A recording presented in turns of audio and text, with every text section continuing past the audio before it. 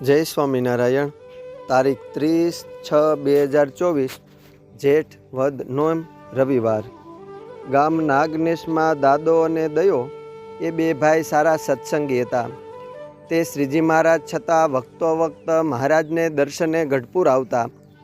પછી જ્યારે ગઢપુર દર્શને આવે ત્યારે મૂળજી બ્રહ્મચારીને પૂછે કે બ્રહ્મચારી, આજ કોઈનો થાળ છે? બ્રહ્મચારી કહે કે વસ્તાભાઈ, આજ તો ફલાણા હરિભક્તનો થાળ છે.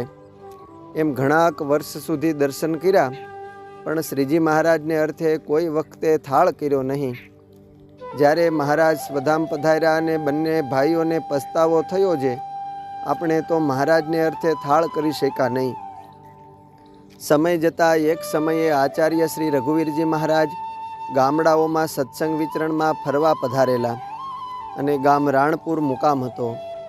એ સમયે ગઢપુરના કોઠારી ભક્તિવલ્લભદાસ સ્વામીએ મહારાજશ્રીને કહ્યું કે પ્રભુ મહારાજશ્રી, તમારી આજ્ઞા હોય તો હું નાગનેશ જઈ આવું. એમ રઘુવીરજી મહારાજની આજ્ઞા લઈને કોઠારી સ્વામી ગામ નાગનેશ ગયા અને ત્યાં સૌ હરિભક્તોને ભેળા કર્યા. દાદા દયાને અને વસ્તા દયાને કહ્યું છે, તમારાથી શ્રીજી મહારાજની સેવા થઈ શકી નથી, પણ આ આચાર્ય શ્રી રઘુવીરજી મહારાજ છે તે મહારાજના પુત્ર છે, માટે તેમને રાજી કરો તો શ્રીજી મહારાજ રાજી થાય. તે સાંભળી બંને ભાઈએ હાથ જોડીને કોઠારી સ્વામીને કહ્યું છે, જેમ તમે કહો તેમ કરીએ.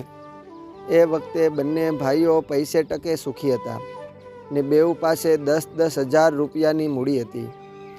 એ વખતે કોઠારી શ્રી ભક્તિવલ્લભ સ્વામીએ બંને ભાઈઓને કહ્યું છે, ગઢપુરમાં મહારાજની મૂર્તિ કરાવી છે, તેનો ખર્ચ 5,000 રૂપિયા થયો છે, તે આપો અને 1,000 રૂપિયા શ્રી રઘુવીરજી મહારાજ પાસે મેલો અને 1,000 રૂપિયાનું અહીં ગામમાં મંદિર કરાવો અને 1,000 રૂપિયાનું સદાવ્રત કરાવો. એટલે અહીંયા જે સંત આવે તેમને પ્રથમ તમારી રસોઈ અપાય અને 1,000 રૂપિયા તેની દીકરીઓને દાનમાં આપો. પછી આગલા દિવસે એકાદશી હતી. પછી સૌ હરિજનોને કોઠારીએ કહ્યું છે, તમે સૌ મળીને એકાદશીનું ફરાળ કરાવો.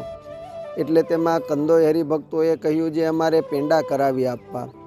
કણબી હરિભક્તોએ કહ્યું, અમારે દૂધ આપવું. અને બ્રાહ્મણ ભક્તો હતા તેમણે કહ્યું છે, અમારે સૌને ત્યાંથી દૂધ વગેરે ભેગું કરી આપવું અને બારસને દિવસે દાદા દયા તથા વસ્તા દયાની રસોઈ કરવી. એમ ઠરાવ કરીને કોઠારી સ્વામી પાછા રાણપુર આવ્યા અને નાગનેશથી ગાડા લઈ સૌ હરિભક્તોથી હરેક ભૈરા આચાર્ય મહારાજશ્રીને દર્શને આવ્યા. હરિભક્તોની આગ્રહભરી અરજી સુણીને રઘુવીરજી મહારાજ ગામ નાગનેશ પધાર્યા અને ત્યાં સર્વે સંતને એકાદશીના ફરાળ કરાવ્યા અને બારસના દિવસે મોતિયા લાડુની રસોઈ કરાવી અને સંતને જમાડ્યા. અને સાંજે રઘુવીરજી મહારાજને કોઠારીએ કહ્યું છે, મહારાજશ્રી, આજ તો આપ સોનેરી વસ્ત્રો પહેરો, હાથીએ બેસીને ગામમાં પધરામણીએ જવું છે. ભક્તિવલ્લભ સ્વામીએ હરિભક્તોને ઘેર આગળથી જઈને બધી સગવડતા કરી આપી. એ દિવસે રઘુવીરજી મહારાજ હાથીએ બેસીને ગામ સોસરવા નીસર્યા અને જ્યાં દાદા દયાનું ઘર આવ્યું ત્યાં હાથીને બેસાડ્યો અને તેના ઘરે પધાર્યા અને તેમાં એક ખાટલા ઉપર ગોદડું પાથર્યું હતું, તે ઉપર રઘુવીરજી મહારાજને પધરાવ્યા અને 1,000 રૂપિયાનો થાળ ભરીને શ્રી રઘુવીરજી મહારાજને ચરણે ભેટ ધર્યો અને 5,000 રૂપિયાની શ્રી હરિકૃષ્ણ મહારાજની મૂર્તિ કરાવી તેમાં આપ્યા અને 1,000 રૂપિયા શ્રી હરિકૃષ્ણ મહારાજને થાળ માટે આપ્યા.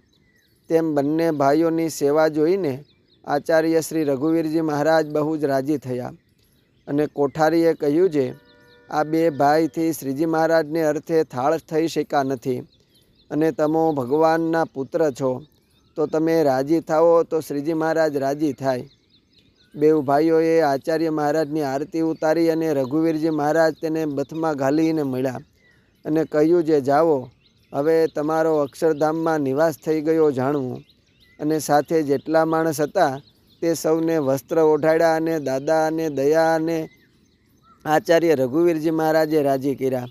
અસ્તુ. જય સ્વામિનારાયણ. સદગુરુ બ્રહ્મચારી શ્રી અક્ષરાનંદ સ્વામીની વાતોમાંથી.